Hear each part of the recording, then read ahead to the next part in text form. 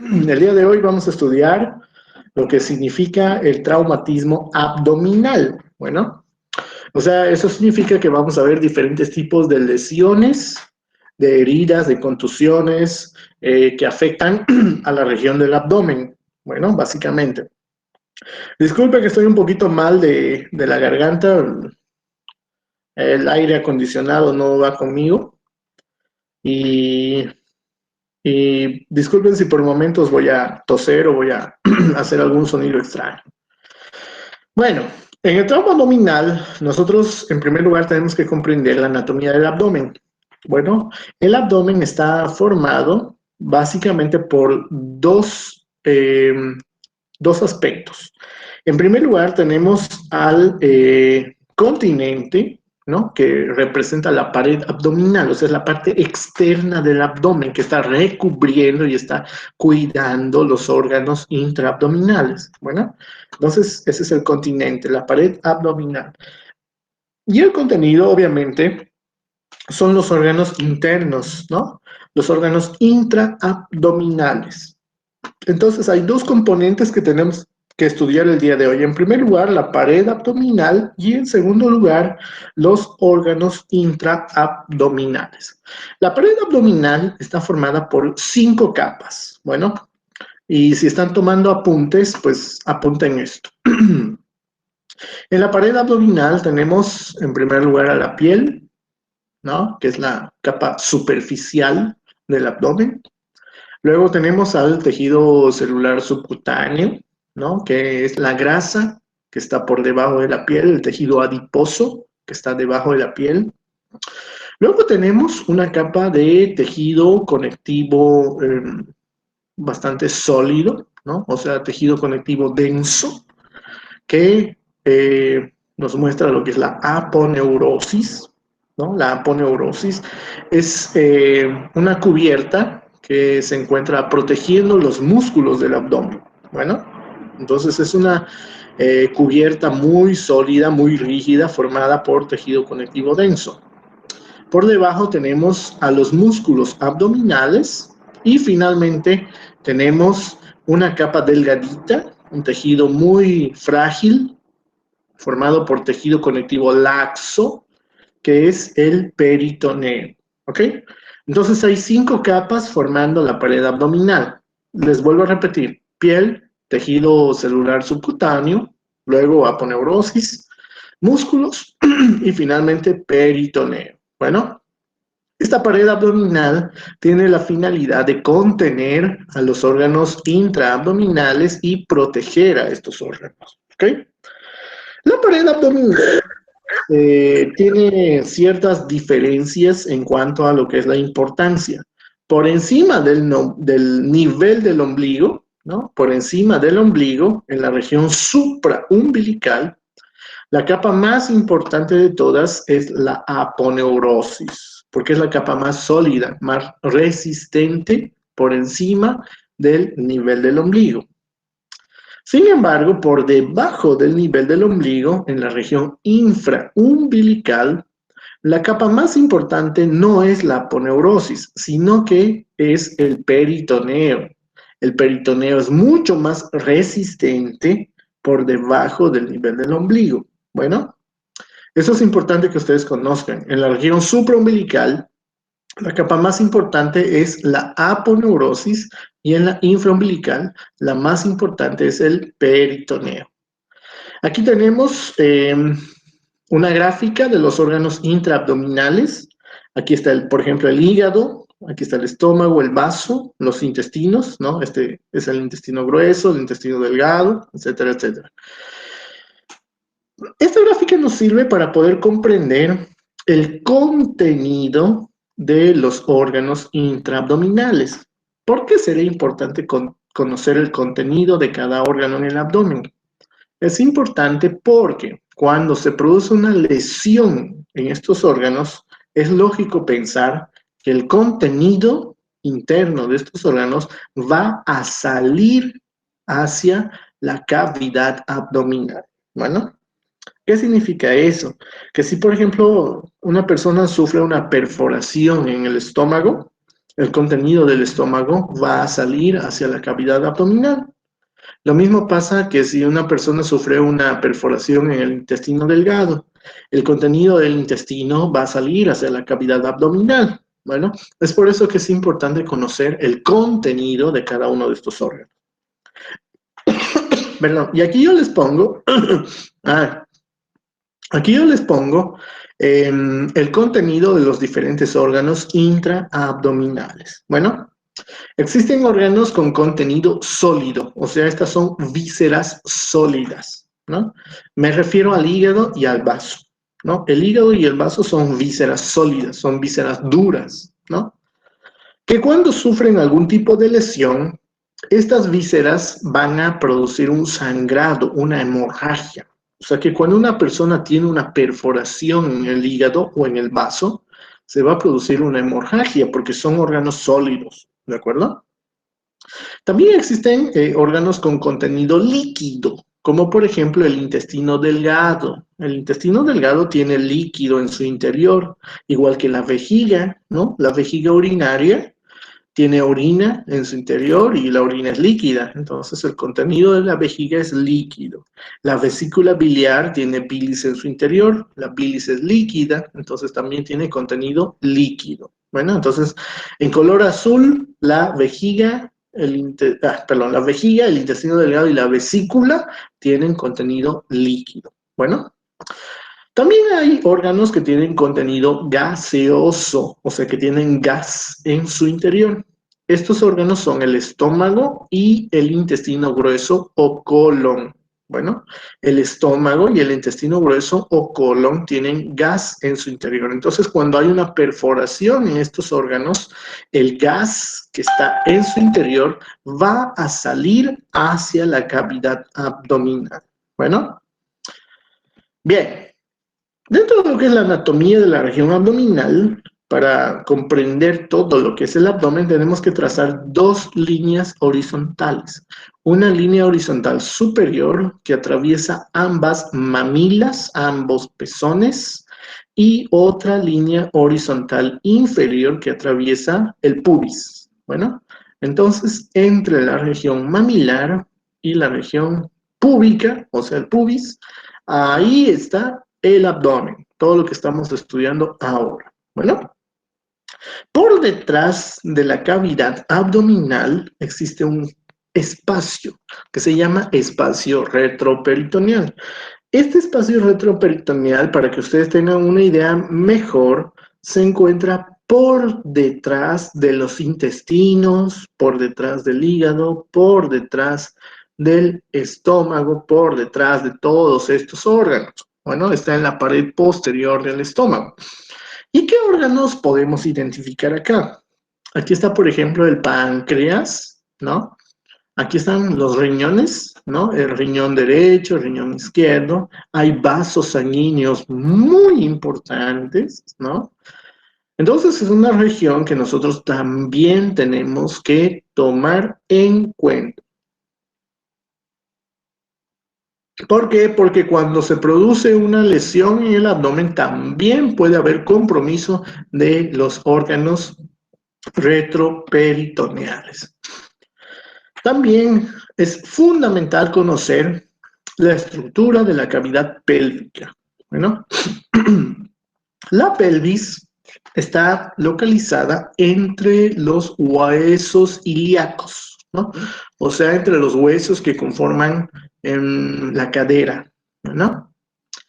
La cavidad pélvica también tiene órganos importantes que pueden ser lesionados, como por ejemplo aquí encontraremos la vejiga urinaria, encontraremos el útero, ¿no? En nuestras pacientes del sexo femenino, encontraremos el recto, etcétera, etcétera, etcétera. ¿Por qué es importante conocer esta cavidad pélvica? Porque aquí vamos a encontrar un sitio anatómico fundamental que se llama fondo de saco de Douglas. Bueno, ¿qué es el fondo de saco de Douglas? El fondo de saco de Douglas es un espacio que se encuentra dentro de la cavidad pélvica, dentro de la pelvis, que es el primer lugar, es el primer sitio donde van a ir los líquidos provenientes del abdomen. Bueno, a ver, les pongo un ejemplo. Cuando se produce una hemorragia interna en el abdomen, la sangre primero va a llegar a este lugar, al fondo del saco de Douglas. Cuando se produce una perforación en el intestino, el contenido líquido del intestino primero va a llegar a este lugar, al fondo del saco de Douglas. Bueno, entonces este es un sitio que como es un lugar declive, o sea que por acción de la gravedad, todo el líquido va a llegar aquí, en primer lugar. Bueno, el fondo de saco de Douglas tiene diferencias en sexo femenino y sexo masculino. Por ejemplo, en las mujeres, el fondo de saco de Douglas se encuentra entre la vejiga y el útero. Bueno, ahí está el fondo de saco de Douglas femenino. Y en los hombres, en el sexo masculino, el fondo de saco de Douglas está entre la vejiga y el recto. Bueno, como obviamente los hombres no tenemos útero, entonces el fondo de saco de Douglas masculino se localiza entre la vejiga y el recto. Bueno, como les estoy mostrando aquí en la presentación. También es importante dividir al abdomen en regiones. Bueno, si nosotros trazamos dos líneas verticales y dos líneas horizontales sobre la superficie externa del abdomen, vamos a encontrar que el abdomen tiene diferentes regiones, ¿no? Estas regiones tienen un nombre. En primer lugar, vamos a estudiar al epigastrio, ¿no? El epigastrio es la parte superior media de la región abdominal. Bueno, en el epigastrio encontramos, por ejemplo, una buena parte del hígado y una buena parte del estómago, ¿no? Todo eso está en el epigastrio. A ambos lados del epigastrio está el hipocondrio derecho y está el hipocondrio izquierdo. En el hipocondrio derecho encontraremos, por ejemplo, al hígado, ¿no? Miren, gran parte del hígado está en el hipocondrio derecho. Y en el hipocondrio izquierdo vamos a encontrar una parte del estómago y al vaso. El vaso está aquí atrás del estómago, ¿no? Esos son órganos que encontraremos en el hipocondrio izquierdo. Luego tenemos al mesogastrio, ¿no? El mesogastrio es la parte media de la región abdominal. En el mesogastrio básicamente vamos a encontrar intestinos, ¿no? Una buena parte del intestino delgado y también una pequeña porción del intestino grueso. A ambos lados del mesogastrio están el flanco derecho y el flanco izquierdo. Bueno, en los flancos también encontraremos un poco de lo que es intestino grueso y también intestino delgado. Por último tenemos al hipogastrio. El hipogastrio es la región baja del abdomen, ¿no? Aquí vamos a encontrar intestino delgado, vamos a encontrar a la vejiga urinaria, y en nuestras pacientes del sexo femenino encontraremos al útero. Bueno, todos estos son órganos dentro del hipogastrio. A ambos lados tenemos la fosa ilíaca derecha y la fosa ilíaca izquierda. Bueno, esta es la forma de poder dividir al abdomen en diferentes regiones. ¿Para qué nos sirve esto? Nos sirve para poder transmitir información y además de eso nos va a servir para poder suponer la posibilidad de lesiones en algunos órganos. Les voy a explicar. Si, por ejemplo, el día de hoy yo estoy en un servicio de emergencias y uno de ustedes me llama y me dice, doctor, tengo un paciente que acaba de sufrir una lesión en el abdomen producida por un arma de fuego, un disparo, un proyectil de arma de fuego en el mesogastrio. Doctor, le estoy enviando a este paciente para que usted le pueda hacer cirugía, por ejemplo, ¿no? Entonces yo digo, oh, bueno, tengo un paciente que ha recibido un proyectil de arma de fuego en el mesogastrio. ¿Qué lesiones yo puedo esperar? O sea, ¿qué órganos posiblemente están lesionados? Posiblemente está lesionado el intestino delgado, posiblemente está lesionado el colon o una parte del abdomen, ¿no? Porque estamos viendo que esos órganos están dentro del mesogastrio. Lo mismo pasa cuando, por ejemplo, nos informan de una lesión a nivel del epigastrio, ¿no? Si nos dicen, doctor, tengo un paciente que ha sufrido una lesión por arma blanca, un apuñalamiento a nivel del epigastrio. Ah, es posible que haya lesión del hígado o lesión del estómago, ¿no? Entonces, porque estos órganos están dentro de esta región. Entonces, para eso nos sirve esta división. Es muy importante que ustedes la puedan conocer, ¿sí? Para eso nos sirve. Es realmente muy, muy útil. Bueno, ingresando ya en lo que es el trauma abdominal, ¿no? Ya saben, bueno, ya suponen ustedes que el trauma abdominal representa cualquier tipo de lesión o de agresión sobre la región abdominal que compromete la pared del abdomen y también puede asociarse a lesiones en los órganos internos. Bueno, de forma general, el traumatismo abdominal se divide en dos tipos. El traumatismo abierto o penetrante y el traumatismo cerrado o no penetrante. ¿Qué es un traumatismo abierto? Básicamente es una herida, es una lesión que comunica el exterior con el interior de la cavidad abdominal, o sea, una herida. ¿Y cómo se pueden producir heridas en el abdomen? Básicamente por dos mecanismos, ¿no? Por un proyectil de arma de fuego o por una lesión por arma blanca, ¿no? Un cuchillo, un puñal, etcétera, etcétera. Entonces, estos son mecanismos de traumatismo abierto. Bueno, para que un traumatismo se considere abierto, es necesario que atraviese la aponeurosis, si estamos hablando de la región supraumbilical, ¿no? Por eso les decía que por encima del nivel del ombligo, la capa más importante es la aponeurosis. Entonces, si hay una lesión que sobrepasa la aponeurosis, por encima del ombligo, será una lesión abierta o penetrante. Y por debajo del ombligo, o sea, en la región infraumbilical, la lesión tiene que penetrar el peritoneo parietal, o sea, el peritoneo, ¿no? La capa peritoneal para poder considerarse como un traumatismo abierto o penetrante, ¿sí? Por eso les mostré en la primera diapositiva que las capas más importantes por encima del nivel del ombligo son la aponeurosis y por debajo del nivel del ombligo son o es el peritoneo. Bueno, entonces un proyectil de arma de fuego o una lesión por arma blanca, por un cuchillo, un puñal, tienen que atravesar estas capas para considerarse como un traumatismo abierto. En el caso del traumatismo cerrado o no penetrante, el mecanismo de lesión es diferente.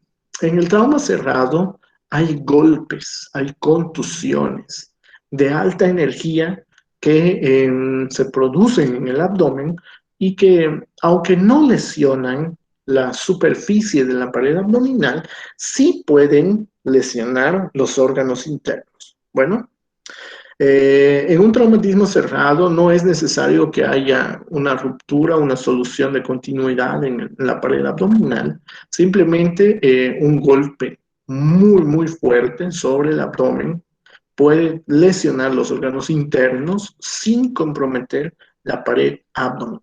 Bueno, ese es un trauma cerrado.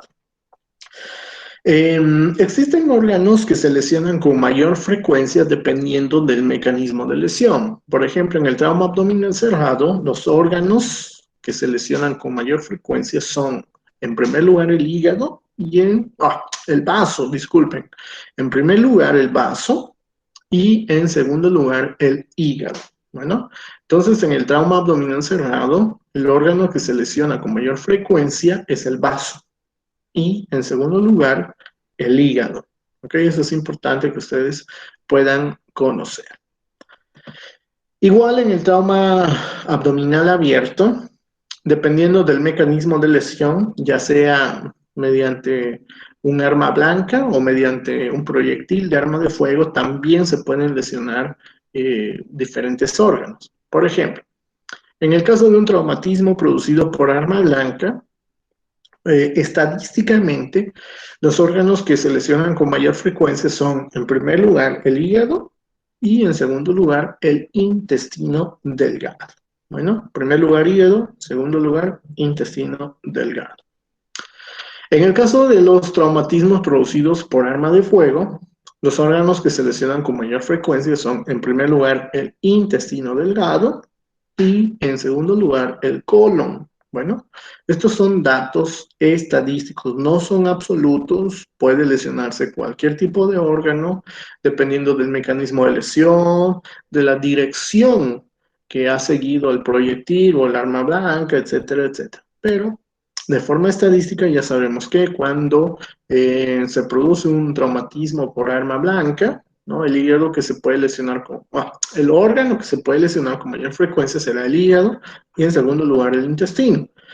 Y si el mecanismo de lesión es un arma de fuego, entonces el órgano que se lesiona con mayor frecuencia va a ser el intestino delgado y, en segundo lugar, será el colon. Bueno, ¿cómo hacemos el diagnóstico de un traumatismo abdominal? El diagnóstico se puede realizar de diferentes formas. En primer lugar está el diagnóstico clínico, ¿no? El diagnóstico clínico se consigue gracias a la exploración física, o sea, la revisión del paciente. Bueno, nosotros tenemos que revisar, investigar directamente en los signos clínicos del paciente. También se puede realizar un diagnóstico imagenológico, ¿no? Sobre todo cuando tenemos dudas. ¿Será que hay una lesión interna? Tal vez no, tal vez sí, no sabemos. Entonces, en ese momento nosotros podemos pedir algún estudio imagenológico, como por ejemplo la radiografía, la ecografía, la tomografía, la resonancia. Bueno, también se puede hacer un diagnóstico laboratorial, o sea, tomando una muestra de nuestro paciente, una muestra de los líquidos internos de nuestro paciente y enviándola al laboratorio. Finalmente, también se puede conseguir un diagnóstico quirúrgico, o sea, si estamos frente a la duda, si hay o no hay un daño en los órganos dentro del abdomen, a veces tenemos que optar por hacer una cirugía, ¿no? Hacer una incisión, abrir y ver si realmente los órganos han sido lesionados. Bueno, empecemos con el diagnóstico clínico. El diagnóstico clínico se realiza con 4 tipos de pasos. En primer lugar está la inspección, o sea, tenemos que visualizar directamente el abdomen de nuestro paciente. Ustedes han visto, a ver, cuando ustedes están acostados sobre la cama, por ejemplo, han visto que el abdomen se mueve cuando nosotros respiramos, ¿no? Cuando estamos introduciendo aire, el abdomen sufre distensión y cuando expulsamos el aire, el abdomen sufre contracción, ¿no? Entonces, normalmente el abdomen acompaña nuestros movimientos respiratorios. En un paciente que ha sufrido un traumatismo abdominal, el dolor abdominal es muy intenso. O sea, este paciente va a sentir mucho dolor en el abdomen. Entonces, evita realizar movimientos abdominales. Esto es lo que se conoce como abdomen en tabla. O sea, el abdomen en tabla es un abdomen paralizado, quieto, que no hace ningún tipo de movimiento, ni siquiera con la respiración. Y este es un signo típico en un paciente con un traumatismo de abdomen, el abdomen en tabla. Bueno, luego también tenemos que hacer la auscultación, o sea, tenemos que escuchar el abdomen de nuestro paciente. Para poder realizar la auscultación, utilizamos un estetoscopio y escuchamos los ruidos intestinales. Bueno, los ruidos intestinales son ese crujido que ustedes han sentido alguna vez, ¿no? Cuando sentimos mucha hambre y estamos en un ambiente silencioso y como que los intestinos truenan, ¿no? Ese es el ruido intestinal normal. En un paciente que ha sufrido un traumatismo de abdomen, va a haber ausencia de sonidos, o sea, un silencio abdominal. Bueno, los intestinos no funcionan porque ha habido una lesión, ha habido un traumatismo, entonces no escuchamos ningún tipo de sonido abdominal. Pasando a lo que es la palpación. Palpar significa tocar, ¿no? Como lo que están viendo en el gráfico de la izquierda, tocar el abdomen, palpar. Bueno, si un paciente nos dice que siente mucho dolor a la palpación, ese también es un signo de traumatismo dentro del abdomen.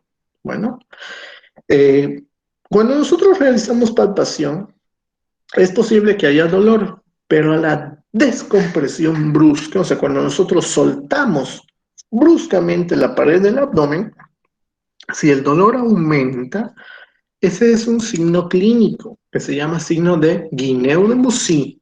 Este es un signo semiológico, clínico, que se consigue con la revisión del paciente. Al descomprimir de forma brusca el abdomen.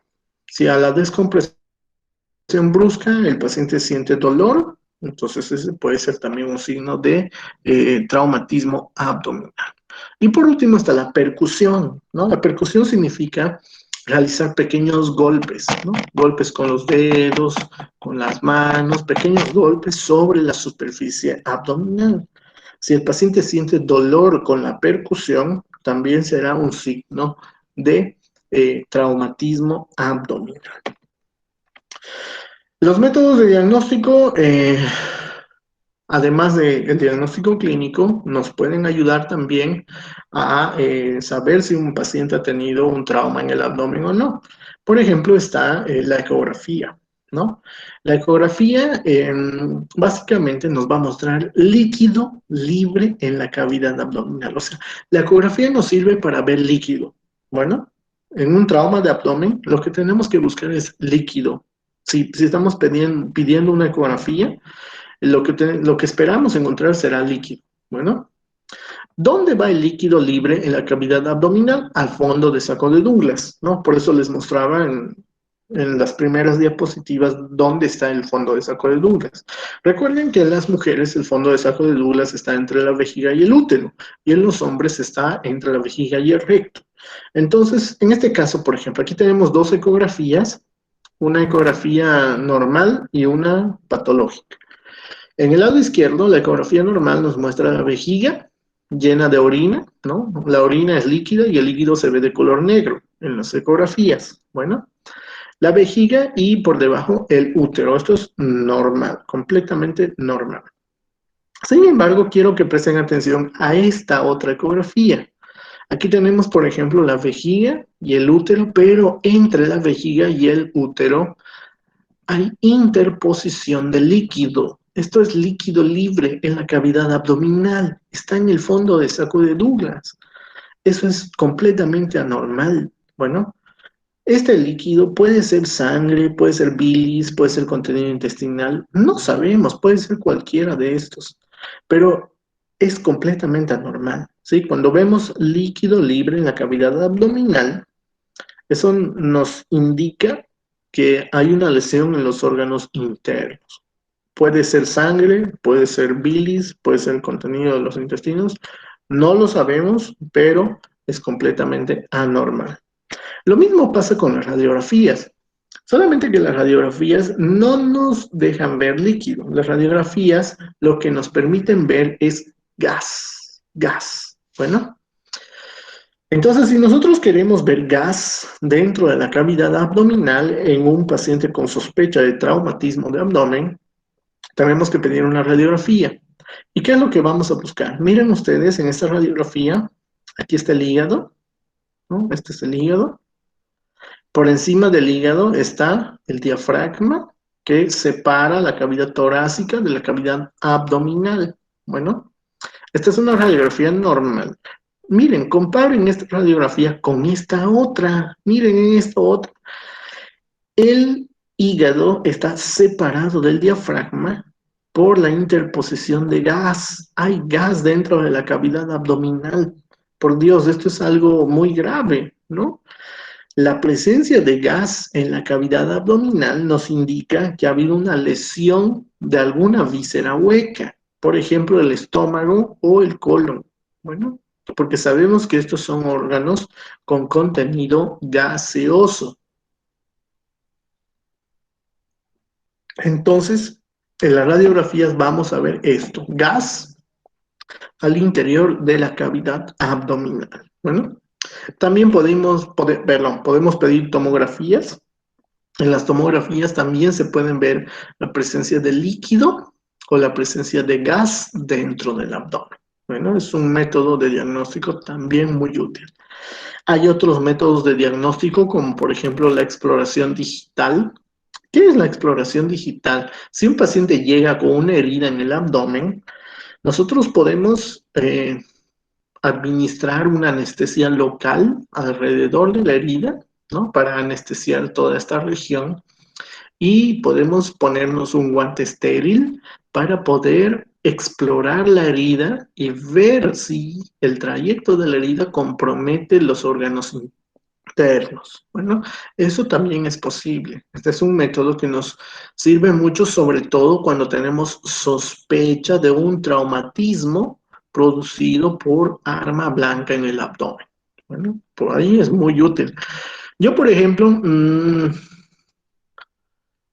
dentro de lo que es mi experiencia como cirujano, yo pasé por dos etapas, ¿no? La primera etapa fue muy traumatizante porque eh, veía casos muy, muy difíciles, muy graves.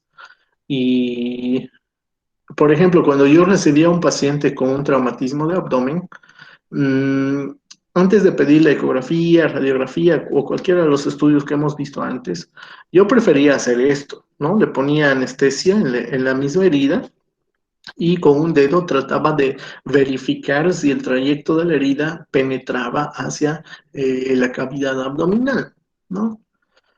Eh, Fue una época muy divertida, pero también muy traumatizante, ¿no? Tengo que confesarlo. Ahora ya no, ahora hago cirugías no tan complicadas, por decirlo de alguna manera, ¿no? Son pacientes ya que no sufren este tipo de lesiones, pero siempre voy a tener ese recuerdo de que cuando un paciente ha sufrido un trauma en el abdomen por un arma blanca, hay que ponerle anestesia y hay que revisar la herida, para ver si penetra o no. Existen otros métodos como esto, que es la paracentesis. ¿Qué es la paracentesis? Es la punción en la cavidad abdominal para ver si hay líquido libre. Miren ustedes, miren, se introduce una jeringa, ¿no? Una aguja, una jeringa directamente al abdomen y aspiramos a ver si hay algún tipo de líquido libre. Este es un método diagnóstico también, ¿no? Si, por ejemplo, si podemos aspirar sangre o aspiramos contenido intestinal o bilis, entonces ha habido un traumatismo abdominal, lógico. En este caso se está haciendo una aspiración, pero no hay nada, no viene nada, ¿no? Entonces esta es una paracentesis negativa, porque no estamos aspirando nada. Pero les vuelvo a repetir, si se aspira sangre, si se aspira bilis o contenido intestinal, en la cavidad abdominal, eso nos dice que hay una lesión en los órganos internos. El método que les voy a mostrar a continuación es la laparoscopía. Bueno, ahora sí. Este es un método, ¿no? Este es un método que se llama lavado peritoneal diagnóstico. En el lavado peritoneal diagnóstico lo que se hace es una pequeña incisión en el abdomen de 2 o 3 centímetros. Se introduce un catéter para poder aspirar cualquier líquido que esté libre en la cavidad abdominal. Bueno, si no aspiramos nada, lo que realizamos es la introducción de 1 litro de suero dentro de la cavidad abdominal y luego recolectamos este mismo suero para llevarlo al laboratorio. Y el laboratorio nos dirá, por ejemplo, si hay presencia de heces fecales, presencia de bacterias o presencia de líquido intestinal o de glóbulos rojos o de glóbulos blancos libres en la cavidad, lo cual es completamente anormal. Si el laboratorio nos dice que hay presencia de cualquiera de estos elementos, Eso nos da un lavado peritoneal diagnóstico positivo y nos indicaría que nosotros tenemos que operar al paciente porque hay una lesión de los órganos internos. Pero miren mejor. Bueno, en el lavado peritoneal diagnóstico se hace una incisión, como les decía, de 2 o 3 centímetros por debajo o por encima del ombligo, no importa. Abrimos con unas pinzas, buscamos cada uno, perdón, de los planos de la pared abdominal, la piel, el tejido celular subcutáneo. Esta es la aponeurosis, esta blanquita de acá es la aponeurosis. Muchos cirujanos hacemos esto, ¿no? Hacemos unos puntos de anclaje en la aponeurosis que nos van a servir para traccionar la pared, ¿no? Luego hacemos una incisión y por debajo están los músculos y está el peritoneo. Finalmente, cuando ingresamos hasta el peritoneo, tenemos que introducir un catéter, como van a ver a continuación. Miren, ahí están buscando el peritoneo.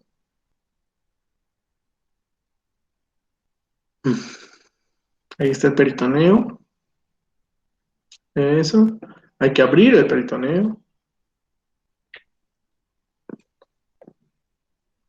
Y listo, estamos dentro de la cavidad abdominal. Bueno, en la cavidad abdominal introducimos un catéter. Un catéter es como una aguja, aunque, bueno, más gruesa, que atraviesa cada una de estas capas y llega hasta el espacio abdominal. Miren ustedes, catéter ingresa, llega al interior del abdomen y lo que primero hacemos es intentar aspirar, realizar una aspiración. Si aspiramos sangre, obviamente nuestro paciente está con una hemorragia interna y tenemos que operarlo. Pero si no logramos perdón, pero si no logramos aspirar nada, entonces conectamos el catéter a una bolsa de suero. Miren, una bolsa de suero. Introducimos 1 litro de suero dentro de la cavidad abdominal y luego recolectamos este mismo suero. Bajamos la bolsa para que por gravedad el suero vuelva otra vez a la misma bolsa y enviamos esa muestra al laboratorio. El laboratorio nos dirá si el lavado peritoneal ha sido positivo o ha sido negativo. Será positivo cuando aspiramos más de 100.000 glóbulos rojos por milímetro cúbico de la muestra. También será positivo si aspiramos más de 500 glóbulos blancos por milímetro cúbico de la muestra. De igual manera, será positivo si el laboratorio nos reporta la presencia de bacterias, de bilis o de partículas de alimentos, ¿no? Todos estos son signos indirectos de que dentro de la cavidad abdominal existe una lesión. Bueno, este es un método diagnóstico que se utiliza en algunos casos, ¿no? No en todos. Por ejemplo, si estamos en una posta sanitaria que apenas tiene un consultorio y un laboratorio, ¿no? Existen lugares donde uno trabaja, solamente hay un consultorio y un laboratorio. Entonces no tenemos ecografía, no tenemos radiografía, no tenemos ni idea, no tenemos ni tomografía ni nada. Entonces en ese caso podemos hacer esto, un lavado peritoneal diagnóstico y como tenemos laboratorio enviamos esta muestra a nuestro centro de laboratorio y él nos dirá si es positivo o negativo. Esto se usa mucho en el área rural. Bueno, eso es importante que usted lo conozca. Otro método que para mí es, ay, por Dios, es un sueño, me encanta hacer esto, es la laparoscopía diagnóstica. Bueno, en la laparoscopía lo que se hace es una pequeña incisión de 1 centímetro a nivel del ombligo, se introduce una cámara de fibra de vidrio y se visualiza de forma directa todos los órganos que están dentro del abdomen. Podemos ver los intestinos, podemos ver el hígado, el estómago, podemos ver cualquier órgano. Y no solamente eso, sino que como están viendo en el video, podemos introducir unas pinzas con las cuales inclusive podemos manipular, miren, podemos mover, manipular los intestinos para poder revisarlos, para poder ver si hay una lesión o no. Bueno, y no solamente eso, sino si detectamos una lesión, inclusive podemos reconstruir el intestino o podemos cauterizar una hemorragia en el hígado, en el vaso. Este es un método excelente. Bueno, no solamente nos permite visualizar y reparar los órganos internos, sino que también es muy bueno para el paciente. Miren, las incisiones, ¿no? Las cicatrices son muy pequeñitas, menos de 1 centímetro. Es realmente maravilloso, ¿no? Este es otro método de diagnóstico que también se puede utilizar cuando tenemos alguna sospecha de traumatismo abdominal.